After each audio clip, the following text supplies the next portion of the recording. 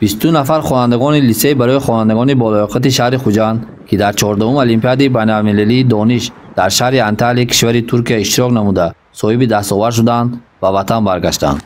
صبح امروز ایشان را در تالار کاخ سوردیان شهر خوجند معاون رئیس شهر خوجند فیروزه نورالله‌زاده، مدیر شعبه معارف شهر عبدالرحمن شریفوف، مأموریت و آموزگاران خوانندگان لیسه برای خوانندگان بالایاقت در شهر خوجند گرم و صمیمی استقبال نمودند.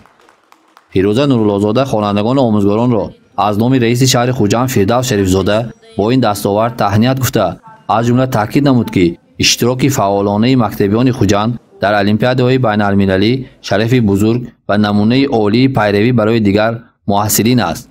ذکر شد که باعث افتخار است که در المپیاد از دیگر مکاتب شهر نیز اشتراک نموده 17 نفر مقام‌های افتخاری را به دست آوردند. اطلاع داده شد که المپیاد بین‌المللی دانش در شهر انطالیا از فن‌های طبیعت‌شناسی، دقیق، ریاضی و زبان آموزی از 3 اکتبر تا 6 نوامبر برگزار گردید که در قطار یکچند خوانندگان بالایاقت از مناطق گوناگون تاجیکستان اینچنین 22 نفر خوانندگان بالایاقت لیسه برای خوانندگان بالایاقت در شهر خوجند اشتراک نموده شرف تاجیکستان را در این المپیاد شایسته معرفی نمودند.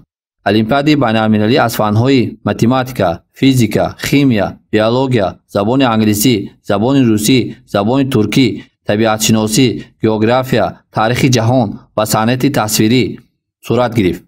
در نتیجه جنبست المپیاد خواننده لیسه پرویززاده گلصنم صاحب مقام اول، سلطانوف امیر و نصرالله و دیاره از فن بیولوژیا، عبدالله فردوس و صالح و نازنین از فن زبان روسی صاحب مدال برنجی، اینچنین 17 نفر با دیپلم اشتراکچی و مدال‌های رمزی آزمون سرفراز گردانده شدند. برای بلند برداشتن بیرق تاجیکستان به دولت ترکیه سفر کردیم.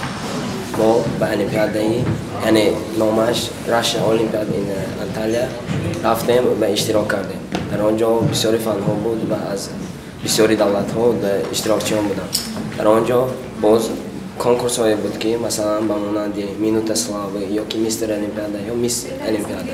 من در میستر المپیاده در کاستینگ اشتراک کردم. در آنجا کمش 1000 آدم بود. بعد از آنها 8 کس گذشت. در آن 8 کس باز برآمد کردند و از بین اون 8 کس من باز یکم شدم. Впервые в жизни я полетела в Анталию и заняла первое место по мероприятию «Минута славы». Конечно же, я первый раз не ожидала, что так у меня получится, но я очень сильно старалась.